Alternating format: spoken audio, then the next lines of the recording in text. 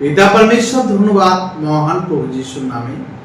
আর যিশুকে জানাই অসংখ্য অসংখ্য ধন্যবাদ। তো আজকে একটা বিষয় নিয়ে আলোচনা করব, পরমেশ্বরের বাক্য। প্রভু যিশু মৃত্যুর পরে জীবন পেয়েছে, এই বিষয়টা নিয়ে আমরা আলোচনা করব। আমরাও মৃত্যুর পরে জীবন পাব। আজকে আমরা যদি দেখি, 2 কোরিন্থীয় 2:14 বলছে, আর ধন্য ঈশ্বর যিনি সর্বদা আমাদিগকে লইয়া খ্রিস্টে বিজয় যাত্রা করেন এবং তাহার সম্বন্ধীয় জ্ঞানের সুগন্ধ আমাদের দ্বারা সর্বস্থানে প্রকাশ করেন। তাহলে এখানে বলছে আর ধন্য ঈশ্বর, আমাদের ঈশ্বর ধন্য, ঈশ্বর ধন্য। তিনি সর্বদা কি করেন? আমাদেরকে নিয়ে তিনি খ্রিস্টে বিজয় যাত্রা করেন। তার মানে ঈশ্বর যেমন প্রভু যিশুকে জীবন দিয়েছেন, তেমনি আমাদেরকেও তিনি জীবন দিয়েছেন। তাহার সম্বন্ধীয় জ্ঞানের সুগন্ধ আমাদের দ্বারা সর্বস্থানে প্রকাশ করেন। সব সময় জ্ঞানের সুগন্ধ আমাদের দ্বারা সর্বস্থানে প্রকাশ করে। আজকে বিষয়, যিশু মৃত্যুর পরে পুনরুত্থিত হয়েছেন। প্রভু যিশু কিভাবে জীবন পেয়েছেন আর আমরা কিভাবে জীবন পাব, এই বিষয়টা নিয়ে আমরা আলোচনা করব। তো আমরা বুঝতে পারছি যে প্রভু যিশু পুনরুত্থিত হয়েছেন, মৃত্যুর পরে 3 দিন 3 রাত্রি মৃত্যু থেকে তিনি জীবিত হয়েছেন। মৃত্যুর পরে একজন মানুষ মৃত্যু হবে আর তার দেহ এখানটায় চলে যাবে আর আত্মা জীবিত থাকবে। সৎ কর্ম যারা করছে তারা অনন্ত জীবনের জন্য, অসৎ কর্ম যারা করছে তারা অনন্ত মৃত্যুর জন্য উঠবে। আজকে আমরা 3টে প্রশ্ন নিয়ে আলোচনা করব। প্রথম প্রশ্ন, যিশু পরমেশ্বরের সন্তান, নিষ্কলঙ্ক, তাহলে মৃত্যু কেন হলো? খুব ইন্টারেস্টিং প্রশ্ন। যিশু তো পবিত্র, নিষ্কলঙ্ক, কিন্তু তাহলে যিশুকে মরতে হলো কেন? আর তিনি তো পরমেশ্বরের সন্তান। আমরা 2 নম্বর প্রশ্ন, যিশু মৃত্যুর পরে কেন জীবন পেল? 3 নম্বর প্রশ্ন, যিশু তো জীবন পেয়েছে, আমরা কি করে জীবন পাব? তাহলে আমরা বুঝতে পারছি, প্রথম প্রশ্ন, যিশু পরমেশ্বরের সন্তান, নিষ্কলঙ্ক, তাহলে মৃত্যু কেন হলো?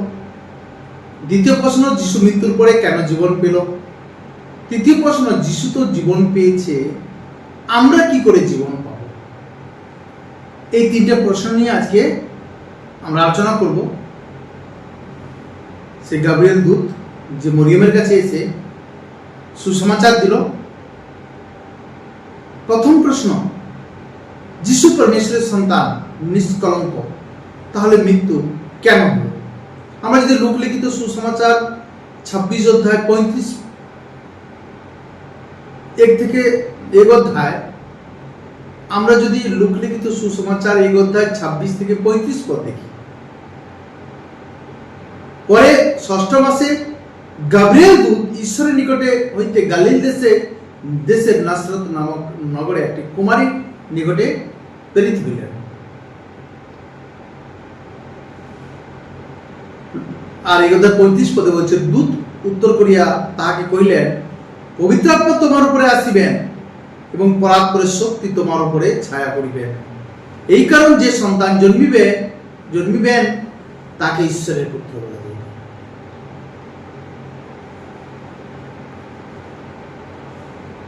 তাহলে এখন প্রশ্নটা কি? যিশু ঈশ্বরের পুত্র, তাহলে যিশু নিষ্পাপ, নিষ্কলঙ্ক, তাহলে মরতে হলো কেন? আমরা যদি দেখি যে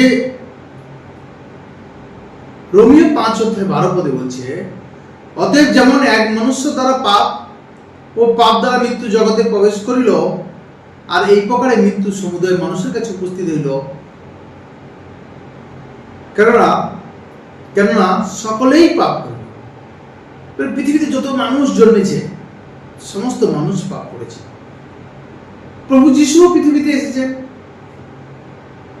তাহলে উনিও, কিন্তু উনি নিষ্পাপ নিষ্কলঙ্ক থেকে পাপের কারণে মরেছে, সেটা ঠিক আছে, কিন্তু উনি তো নিষ্পাপ নিষ্কলঙ্ক, উনি তো ঈশ্বরের সন্তান। তাহলে উনি মরলেন কেন?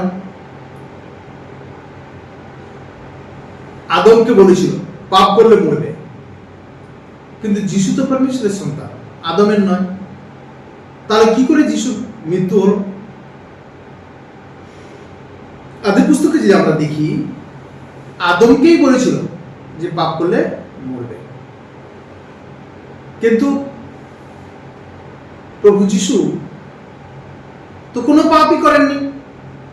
আমরা যদি প্রথম পিতর 2:22 দেখি, তিনি পাপ করেননি, তার মধ্যে কোনো ছলও পাওয়া যায়নি। তার মানে পাপও করেনি, ছলও নেই, তিনি নিষ্কলঙ্ক, তিনি ঈশ্বরের সন্তান। তবুও কেন মরতে হয়েছে? তবু প্রভু যিশুকে কেন মৃত্যুবরণ করতে হয়েছে? প্রথম যখন 3:5 বলছে, আর তোমরা জানো পাপভার লইয়া যাইবার নিমিত্ত তিনি প্রকাশিত হইলেন এবং তাহাতে পাপ নেই।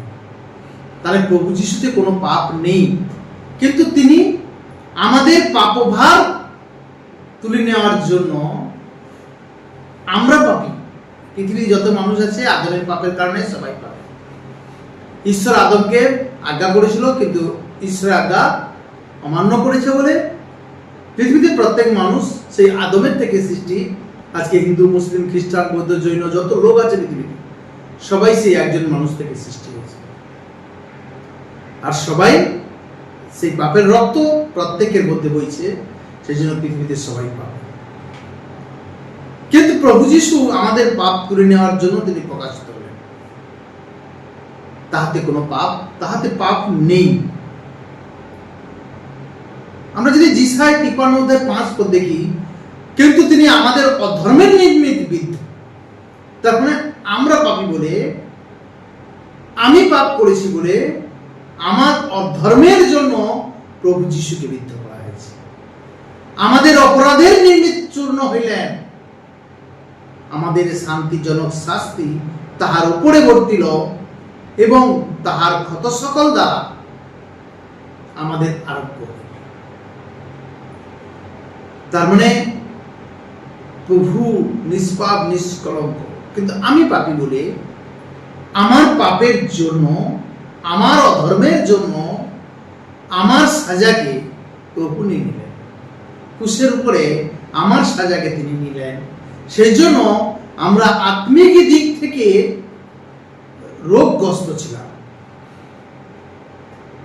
আমাদের আদমের পাপের কারণে আমরা রোগগ্রস্ত ছিলাম, কিন্তু আজকে আমাদেরকে তিনি আত্মিক দিক থেকে আরোগ্য করলেন।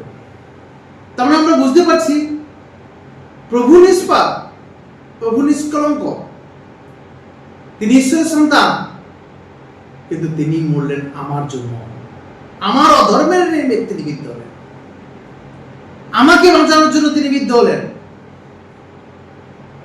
আমরা যিশায় 53:6 দেখি, আমরা সকলে মেষগণের ন্যায় ভ্রান্ত হইয়াছি। সকলে আমরা কি হয়ে গেছিলাম? ভ্রান্ত হয়ে গেছি। ব্যভিচার, হিংসা, চুরি, বেশ্যাগমন, অশ্লীলতা, সরিতা, প্রতিমা পূজা, পোহ, নানা প্রকার শত্রুতা, বিবাদ, হিংসা, রাগ, প্রতিযোগিতা, আমরা সবের মধ্যে ভ্রান্ত হয়ে গেছি। প্রত্যেকে আপন আপন পথের দিকে ফিরিয়েছি, যে যার নিজের ইচ্ছা মতো কাজ করছে। আর সদাপ্রভু আমাদের সকলকার অপরাধ তাহার উপরে বর্তাইয়াছে। আমি গালাগালি করেছি লোককে, আমি চুরি করেছি, আমি হিংসা করেছি, সেই জন্য আমার অপরাধকে তিনি নিয়ে নেন, কিন্তু তিনি নিষ্পাপ নিষ্কলঙ্ক। তিনি আমার অপরাধকে নিয়ে তিনি কি করলেন? মৃত্যুবরণ। তাহলে প্রভু নিষ্পাপ হয়েও তিনি কেন মৃত্যুবরণ করলেন? না, আমাদের অপরাধ হয়েছে।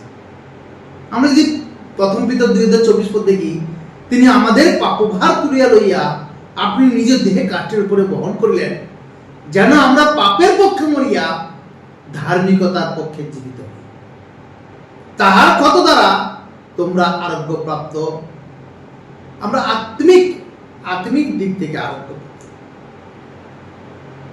আমরা আজ পৃথিবীর প্রত্যেক মানুষ আদমের পাপের কারণে পাপী বলে প্রত্যেককে আত্মাতে বন্দী আছে এই শয়তানের কাছে।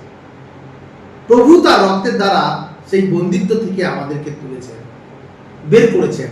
আমরা প্রত্যেককে নরকে যাচ্ছিলাম, ঈশ্বর আমার জন্য কি করেছেন, আমার পাপকে তুলে নিয়েছেন বলে আমি আজ ঈশ্বর আমাকে ধার্মিক ঘোষণা করেছেন, আর ধার্মিকতার পথে চলতে বলছে। শেষ পর্যন্ত যদি চলতে পারি তাহলে ঈশ্বর বলছে আমি তোমাকে সে অনন্ত জীবন। তার মানে তিনি আমাদেরকে ধার্মিক করার জন্য, আমাদেরকে আত্মিক আরোগ্যতা প্রদান করার জন্য, আমাদের জন্য তিনি দেহে কি করলেন, কাষ্ঠের উপরে কাষ্ঠকে দেহে বহন করে দিতেন, কাষ্ঠের উপরে বহন করে দেহে কাষ্ঠের উপরে বহন করে। তাহলে আমাদেরকে সুস্থ করার জন্য আপনি নিজ দেহে কাষ্ঠের উপরে বহন করবেন, যেন আমরা পাপের পক্ষে মরিয়া ধার্মিকতার পক্ষে জীবিত হই। তার মানে আমরা মৃত ছিলাম, আমরা পাপেতে মৃত ছিলাম, কিন্তু আমরা ধার্মিকতার পক্ষে যেন জীবিত হই, সেই জন্য ঈশ্বর আমার জন্য কি করলেন, মৃত্যুবরণ করলেন। প্রভু কুশল করে আমি পাপ করেছি বলে আমার পাপের কারণে তিনি কি করেছেন, মৃত্যুবরণ করেছেন। আজ অনেক মানুষ বলে তোমার প্রভু কি করে মারা গেল, উনি যদি ঈশ্বর হন। কিন্তু উনি ঈশ্বর, সেই জন্য তিনি আমার জন্য মরেছেন, আমাকে পাপ থেকে ক্ষমা করেছেন, আমাকে ধার্মিক করেছেন, যাতে আমি সেই সর্বরাজ্য অনন্ত জীবনে প্রবেশ করতে পারি। এটা আর কেউ করতে পারবে না, আর কেউ করতে পারেনি এ পর্যন্ত। আমরা মধুলিখিত সুসমাচার 27:46 পদে বলছে, আর নবম ঘটিকার সময় যিশু উচ্চরবে চিৎকার করিয়া ডাকিয়া কহিলেন, এলি এলি লামা সাবক্তানি, অর্থাৎ ঈশ্বর আমার ঈশ্বর, আমায় তুমি কেন পরিত্যাগ করিয়া, তুমি কেন আমায় পরিত্যাগ করিয়াছ? ঈশ্বর আমার ঈশ্বর, ঈশ্বর আমার, তুমি কেন আমায় পরিত্যাগ করিয়াছ? তার মানে প্রভু অ্যাকচুয়ালি একটা সময় ঈশ্বর তাকে কি করে দিয়েছিল, পরিত্যাগ করে দিয়েছিল। কেন? তিনি পাপ বলে না, তিনি আমাদের পাপকে নিলেন বলে। আমাদের পাপটাকে নিলেন, পাপের যে সাজাটা সেটাকে তিনি অনুভূতি করছেন, সেটাকে আমাদেরকে ক্ষমা করলেন। সেই জন্য ঈশ্বর ওনাকে পরিত্যাগ করে দিয়েছিলেন।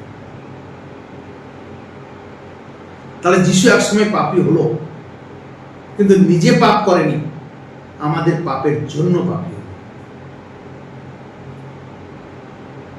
যিশু একসময় পাপী হলো, কিন্তু নিজেই তো পাপ করেনি, আমাদের পাপের জন্য পাপী হলো।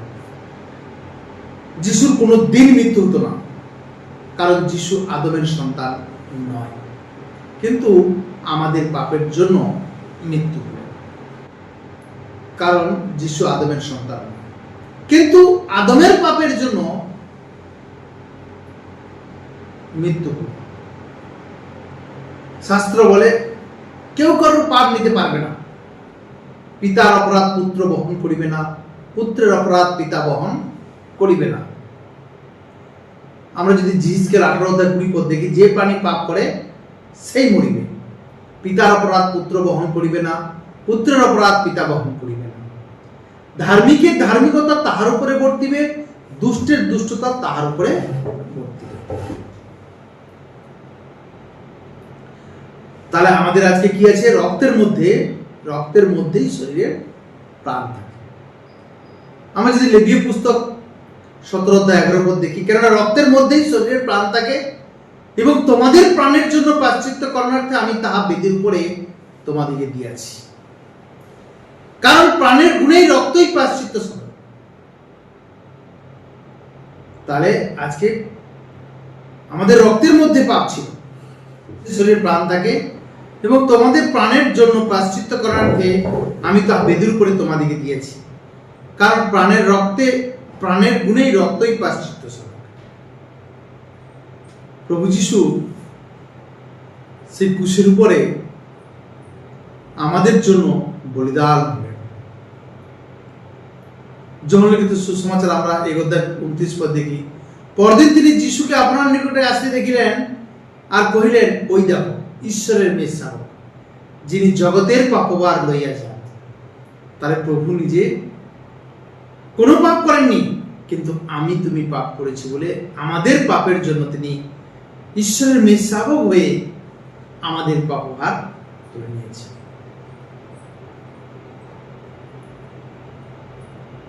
ইব্রিয় 7 অধ্যায় 23 পদে বলছে, আর উহারা অনেক যাজক হইয়া আসিতেছে, কারণ মৃত্যু উহাদিকে চিরকাল থাকিতে দেয় না, কিন্তু তিনি অনন্তকাল থাকেন, আর তাহার যাজকত্ব অপরিবর্তনীয়। তাহলে প্রভু যিশু আমাদের আজকে যাজকত্ব পদ দিয়ে পেয়েছেন, সেই যাজকত্ব হচ্ছে অনন্তকাল, অপরিবর্তনীয়। কিন্তু যখন এখানে সেই বলিদান হতো, সেই মেষশাবকের বলিদান হতো, সেটা বছরে একবার, কিন্তু প্রভু যিশু হচ্ছে সে অনন্তকালীন যাজক। যিশু মৃত্যুবরণ করেছে, কিন্তু জীবন কিভাবে পেয়েছে? আমরা আজকে যদি দেখি প্রথম পিতর 3 অধ্যায় 18 পদে, কারণ খ্রিস্ট একবার পাপ সময়ের জন্য দুঃখ ভোগ করিয়েছেন, সেই ধার্মিক ব্যক্তি অধার্মিকের নিমিত্ত যেন আমাদিকে ঈশ্বরের নিকটে লইয়া যান। তিনি মাংসে হত, কিন্তু আত্মায় জীবিত হইলেন। তার মানে তিনি পাপ করেননি বলে তিনি মাংসতে হত হলেন, কিন্তু তিনি আত্মাতে কি হলেন? জীবিত হলেন। আজকে আমাদেরকেও বলছে যে তোমরাও পাপ বন্ধ করো। তো তুমি মাংসতে হতো, আমাদের মরতে হবে, কিন্তু আত্মায় কি থাকবে? জীবিত থাকবে। প্রশ্ন, পাপ তো শরীর করে, মৃত্যু আত্মার হয় কেন? শরীর পাপ করে, আত্মার মৃত্যু হবে কেন? আমরা যদি দেখি রোমীয় 7 অধ্যায় 18 পদে বলছে, যেহেতু আমি জানি যে আমাতে অর্থাৎ আমার মাংসে উত্তম কিছু বাস করে না, আমার ইচ্ছা উপস্থিত বটে, কিন্তু উত্তম ক্রিয়া সাধন উপস্থিত নয়। তাহলে আমাদের মাংসে উত্তম কিছু নেই, আর সেই জন্য মাংসের পাপ আত্মা পর্যন্ত কি হয়? যায়।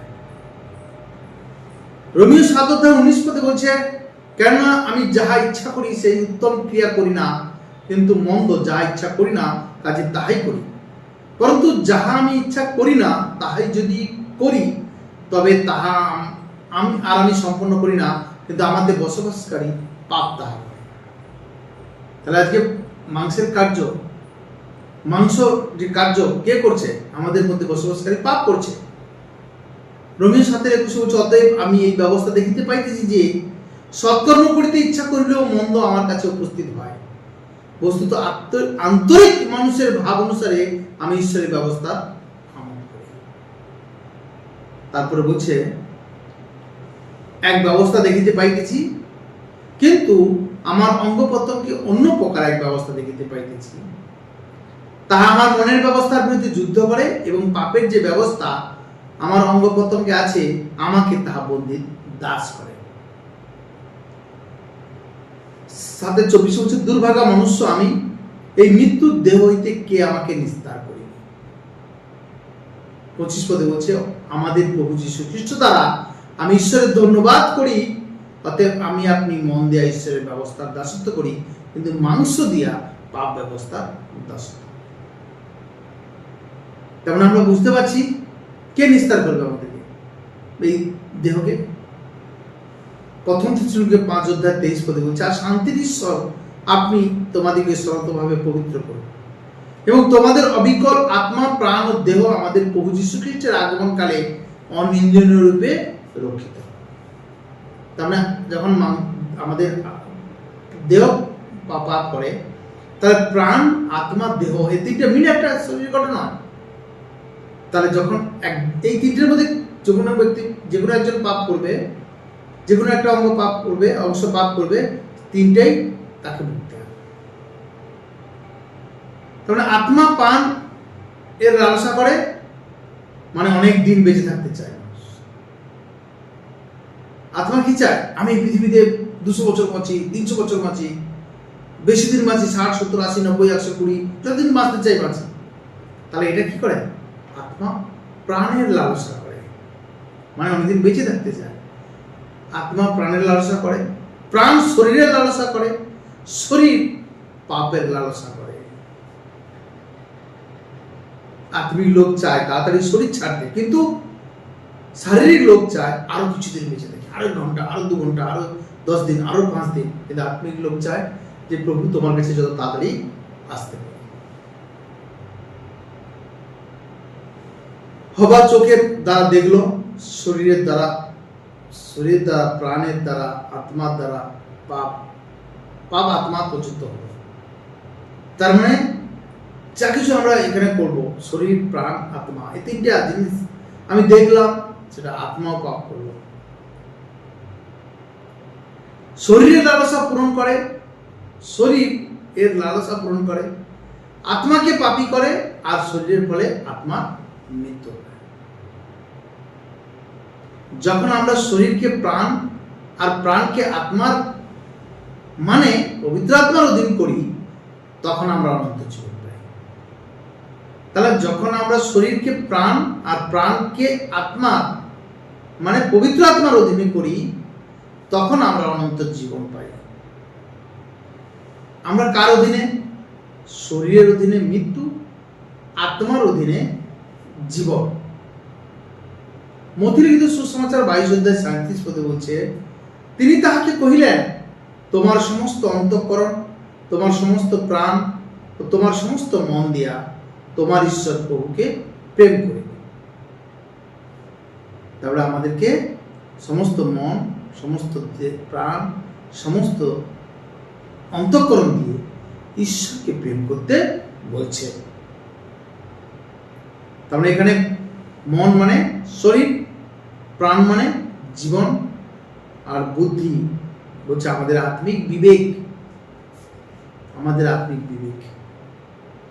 আমরা যদি যিশুর শরীরে পাপ এর প্রাণের পাপ করেনি, শরীরের পাপ ব্যভিচার, হিংসা, প্রাণের পাপ আমরা যদি দেখি যে জাগিয়ে থাকো, ও প্রার্থনা করো, পরীক্ষায় না করো, আত্মা ইচ্ছুক বটে কিন্তু মাংস দুর্বল। তাহলে আমাদের আজকে কি হয়?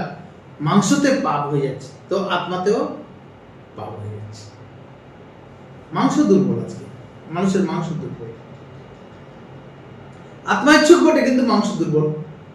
যদি মাংসের শুনতো, ভাবতো কি চাবুক মার, মানে প্রভু যিশু যখন প্রার্থনা করতে গিয়েছিল, তখন প্রভু যিশু আগে থেকে ভবিষ্যৎবাণী হয়েছিল, জানতো যে আমাকে চাবুক মারবে, কাঁটার মুকুট পরাবে, আমাকে কুশের উপরে পেরেক গাঁথবে, তারপরে আমাকে মারবে ওরা, চাবুকের আঘাত।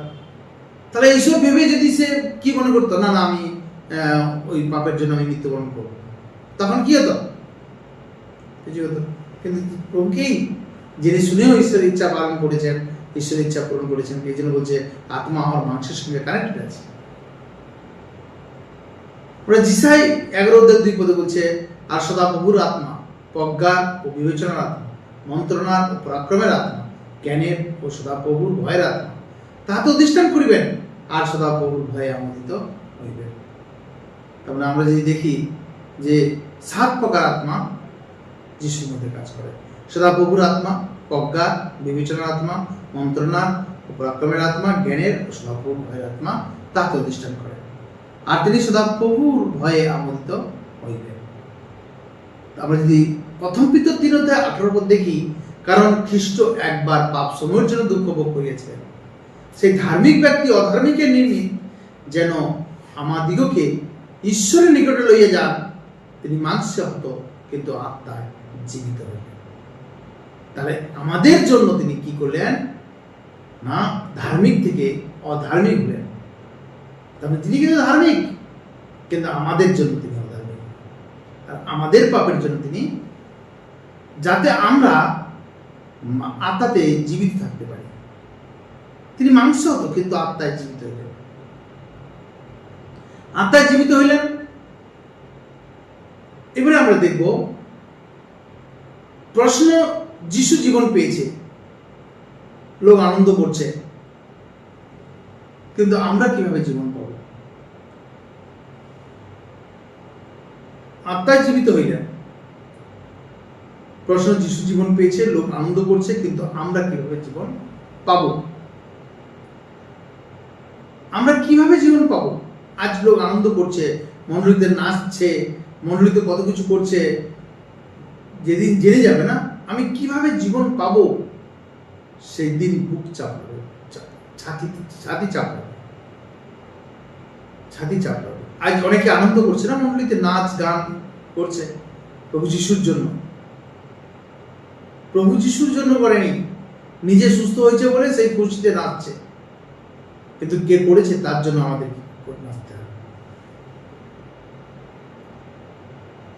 আজকাল যিশুর নামে বড় বড় ফাংশন, পার্টি, উৎসব হচ্ছে।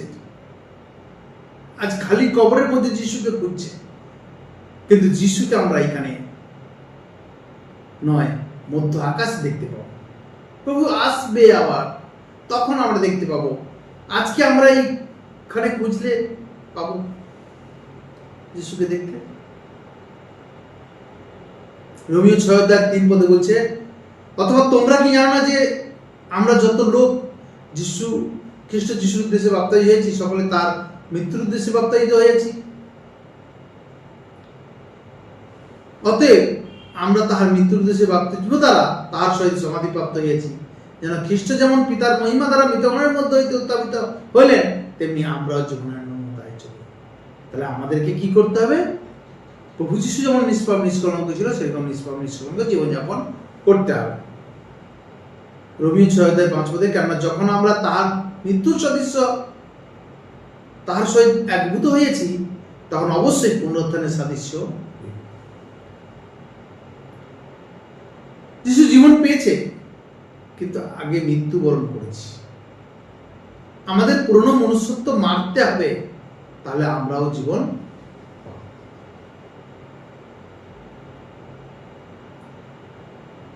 আমরা যদি দেখি শারীরিক মৃত্যু মানে কি, আমরা যদি দেখি গালাতীয় 2:20 বলছে, খ্রিস্টের সাথে আমি ক্রুশার্পিত হইয়াছি, আমি আর জীবিত নয়, কিন্তু খ্রিস্টই আমাদের জীবিত আছে। আর এখন মাংসে থাকিতে আমার যে জীবন আছে, তাহা আমি বিশ্বাসে, ঈশ্বরের পুত্রে বিশ্বাসে যাপন করিতেছি। তিনি আমাকে প্রেম করিলেন এবং আমার নির্মিতে আপনাকে প্রদান করিলেন।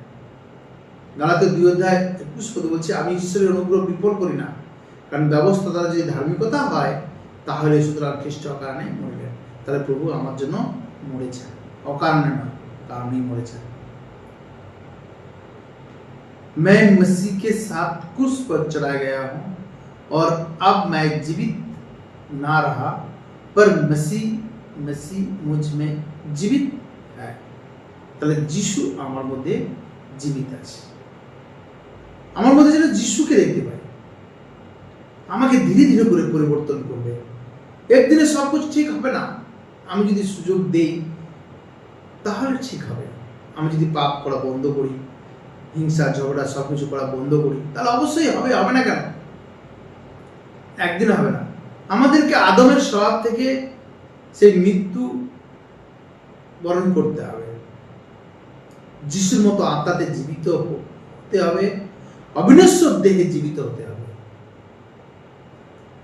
এই জন্য আমরা যদি যখন 1:12 দেখি, কিন্তু যত লোক তাহাকে গ্রহণ করল, সেই সকলকে যাহারা তাহার নামে বিশ্বাস করে, তাহাদিগকে তিনি ঈশ্বরের সন্তান হইবা গ্রহণ করে। তাহলে যে গ্রহণ করছে তাকে কিন্তু ঈশ্বরের সন্তান হওয়ার ক্ষমতা দিচ্ছে, আর মৃত্যুর পরে অনন্ত জীবন পাওয়ার ক্ষমতা দিয়েছে। আমরা যদি দেখি যোহন লিখিত সুসমাচার 1:13, তাহার রক্ত হইতে নয়, তাহারা রক্ত হইতে নয়, মাংসের ইচ্ছা হইতে নয়, মানুষের ইচ্ছা হইতেও নয়, কিন্তু ঈশ্বর হইতে যাত। তাহলে আমরা দিক থেকে যাত না, ঈশ্বর থেকে যাত। আমরা যদি প্রথম যোহন 1:12-13 देखी, वे ना तो लहू से ना शरीर की इच्छा से, ना मनुष्य की इच्छा से, परंतु परमेश्वर से उत्पन्न हुआ है। वो ये আমরা কোথা থেকে? परमेश्वर থেকে, परमेश्वर থেকে উৎপন্ন। আমরা রোমিও 3:25 পদ দেখি, তাহাকে ঈশ্বর তার রক্তে বিশ্বাস দ্বারা প্রায়শ্চিত্ত বলিরূপে প্রদর্শন করিয়াছেন, যেন তিনি আপন ধার্মিকতা দেখান, কেন ঈশ্বরের সহিষ্ণুতার পূর্বকালে কৃত পাপ সকলের প্রতি উপেক্ষা করা হইয়াছে। আমরা প্রথম আদমের সমানতাতে চলে আসি। প্রথম আদম যেখানে বাগানে ছিল, প্রথম আদমকে যখন সেই মাটি দিয়ে বানিয়েছিল, আমরা যখন প্রভু যিশুকে গ্রহণ করলাম, আবার সেই প্রথম আদমের সমানতাতে চলে আসি। কারণ আদমকে পরমেশ্বর বলেছে মাটি থেকে শরীর মাটিতে যাবে, মাটির শরীর মাটি থেকে শরীর মাটিতে যাবে, আত্মা যার দান তাহার কাছে যাবে। আমরা যদি এটা দেখি যে প্রথম করিন্থীয় 15:47 পদে, প্রথম মনুষ্য মৃত্তিকা হইতে বিনিময়, দ্বিতীয় মনুষ্য স্বর্গ হইতে। 46 পদে বলছে, কিন্তু যাহা আত্মিক তাহা প্রথম নয়, বরং যাহা প্রাণিক তাহাই প্রথম, যা আত্মিক তাহা পশ্চাৎ। 49 পদে বলছে, আর আমরা যেমন সেই মৃন্ময়ের প্রতিমূর্তি ধারণ করিয়াছি, তেমনি সেই স্বর্গীয় ব্যক্তির প্রতিমূর্তিও ধারণ করি। এই মৃন্ময়ের প্রতিমূর্তি ধারণ করিয়াছি, তেমনি সেই স্বর্গীয় ব্যক্তিরও প্রতিমূর্তিও ধারণ করি। আমরা আজকাল পরম্পরাগতভাবে আনন্দ করছি, কতজন নিজেকে তৈরি করছে পরমেশ্বরের অনন্ত রাজ্যের জন্য। শুধু আমরা নাচ গান হই হুল্লোড় অনুষ্ঠান ফাংশন নিয়ে মেতে আছি, কিন্তু কতজন নিজেকে তৈরি করছে অনন্ত জীবনের জন্য? সবকিছু হবে সত্য বিশ্বাস দ্বারা। বিশ্বাস তো দুষ্ট আত্মা করে, আমাদের বিশ্বাস করতে হবে যে নতুন জন্ম পেতে হবে, নতুন জন্ম পেতে হবে। সবকিছু হবে সত্য বিশ্বাস দ্বারা হবে। বিশ্বাস তো দুষ্ট আত্মা করে, আমাদের বিশ্বাস করতে হবে নতুন জন্ম আর পেতে হবে। আমি কুশে মৃত আর আত্মাতে জীবিত, আমার বিশ্বাস হবে এটা। তার মানে আমরা বুঝতে পারছি যে প্রভু যেমন জীবন পেয়েছেন, আমরাও সেই প্রভুর মতো স্বর্গে অনন্ত জীবনে প্রবেশ করব। সবাইকে আশীর্বাদ দিক পিতা, যেন প্রত্যেক মানুষ বিশ্বাস দ্বারা সেই অনন্ত রাজ্যে প্রবেশ করতে পারে। সবাইকে নিয়ে যাচ্ছেন আমার বিশ্বাস। এটা পরমেশ্বর ধন্যবাদ মহান প্রভু যিশুর নামে। আর যিশুকে জানাই অসংখ্য অসংখ্য ধন্যবাদ।